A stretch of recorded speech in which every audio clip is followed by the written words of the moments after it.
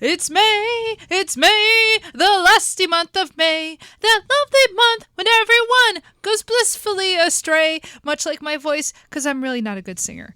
But Hi. speaking of things that go awry or array or whatever, astray. Yeah. Both my singing and this movie. Although I will say, for a good 2/3 of it, it's quite good. Yeah, we were ready to rip this thing to shreds. Absolutely. And it turns out it's not bad. For 2 hours. Yeah. Yes, 2 hours. Yeah, I know. It's like, wow, this is a really good movie. I know. It's the first 2 hours are actually quite good, and then Mordred shows up, and everything just kind of slams to a halt. And it's a shame. One, they kind of don't do right by Mordred, which is a weird thing to say. First of all, when you think about Arthurian story, saying, "Oh, they really did Mordred dirty," is just like, no. But yes, no, they actually don't do right by him at all in this particular in this film. They really don't give him what he deserves. Yeah, he's better in the play that we saw. He is. Last time. Yeah. And he gets songs in the original production. Mm-hmm. He gets I forget what his song is, but because it's been a month since whatever. Yeah. But he gets a song, like his knights get a song called Fion Goodness, and I remember that because it got stuck in my head for like a day, because it's a terrible title, Fion Goodness. It's very silly, but it's stuck in my head. And I feel like the play, and certainly the book, gives a lot more to Mordred than this film does. Sure. The actor himself is fine, actually. Mm-hmm. I liked the actor playing Mordred. I mean, is he Roddy McDowall? No. But it was still good. Yeah. But this movie falls apart in that third hour, because you get the sense of, well, now that we've introduced Mordred, all of the problems of the Arthurian court are going to come to a head, and the movie kind of doesn't want to go there yet. Yeah. And I'm sorry, but that's kind of what you have to do. Yeah. Otherwise, Arthur is a tragedy. And if you don't embrace the tragedy, what are you doing, right? And it's interesting, this movie came out in 67? Yeah. And you get a sense of an America that is clinging to a past that is rapidly fading, and I don't know if it entirely understands the future that faces it. A really bad future that ultimately we're living through right now. I mean, I think about this a lot. There is that Hunter S. Thompson line about the high point of the 60s idealism and all the radical movement and everything. And that there's that peak of the wave and then everything receding back from it. And my entire life has been the recede, right? And this movie, in some ways, is part of that cresting of the wave, right? But because it's about the recede that comes after, like that's the implication. Arthur dies, Camelot is destroyed, the utopia doesn't survive, right? I don't think the film is entirely conscious of it, but it's weird that it feels like the end of an era, because it is the end of an era, right? Yeah. And so it's an interesting film, even though I understand when people say, yeah, I don't know, 3 hours and it's not that good. Well, like we said, the first 2/3 of it actually is quite good. Yeah. But that last hour, I get it, man. It becomes a slog. It becomes kind of a muddle, and it's not as good. I think part of the problem is that background characters just stay in the background. Yeah. And they never say anything. Like it's like. And even like, prominent background characters like King Peregrine or Pellinor. Pellinor, sorry. Yeah. Yeah. Peregrine. I don't know. He is not a hawk. That's Merlin. Right. No. Anyway.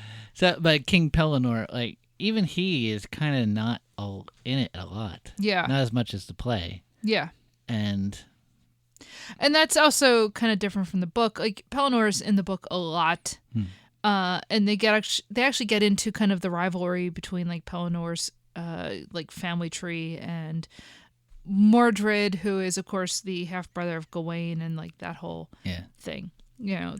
Look, that's all stuff. Like if you read Mallory, it makes sense. If you don't read Mallory, this isn't relevant. This is one of those things where like the pruning of a show makes a lot of sense. They have Pelennor as prominent as they do because everybody kind of knows like there has to be like an old guy to give Arthur some sort of feedback, and they don't have anything. Like Merlin disappears. Yeah. Early on, and depending on what like Arthurian book you're reading, he has other people to bounce ideas off of. A lot of like Pelennor in the play, the musical, whatever. I think that's in the book. It's really mostly Gawain who is kind of playing that role, which actually becomes very interesting because, of course, he is the brother, half brother, whatever of Mordred, and that could be something that I don't know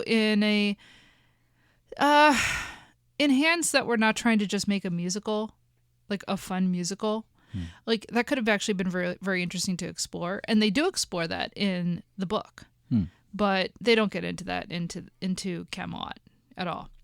The tension between, being Arthur's nephew and the half-brother of Mordred, and so you have this divided loyalty because you've got the whole Lancelot thing going on, you've got the Pelennor thing going on. None of that appears. It's just in the books.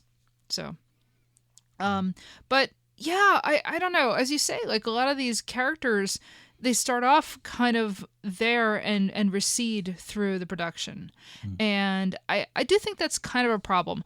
But also I feel like this is something that can work on stage. Yeah. Like just, like instead of like having like all these characters talking all at once, it's just easier to have someone just explain like, oh, they killed 80 of your knights or something. Yeah.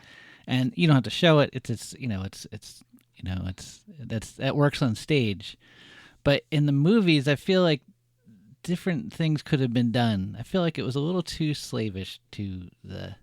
Well, you bring up an interesting point. They have a whole montage of the romance of Lancelot and Guinevere, which is fine. I mean, I do think like they started off a little too repeating what we've already seen. But you mean the flashback? The flashback, yeah. but most of the flashback is stuff that's not already seen on screen. Right. So, they show them, whatever, picking daisies and showering, or I don't know. There's something where they go swimming, right? Yeah, okay. I'm not making that up. Showering. Okay. Look, it's been a long day. Yeah. But so they give us like a montage, and that's fine. You would think there would be like space for a montage of, Lancelot does kill like 80 of his knights in, rescuing Guinevere. There are certain things that happen off screen that you can use film technique to convey, and they don't. Yeah. And as you say, that's fine on stage. That's kind of a necessity. This is film. You have so much more freedom.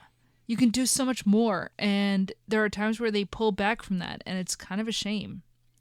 But there are times where actually they use film in a great way, and I really like. For instance, there's the song where Guinevere is Then You Take Me to the Fair, where she is enticing the three knights who are going to defeat Lancelot at a tournament, and they do some nice like kind of jump cuts in time of her enticing each knight separately. Like if you go and fight Lancelot, you can take me to the fair. You can accompany me to London. You can do whatever.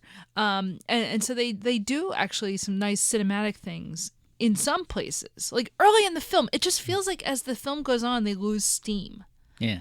And maybe that's also like the audience is losing steam.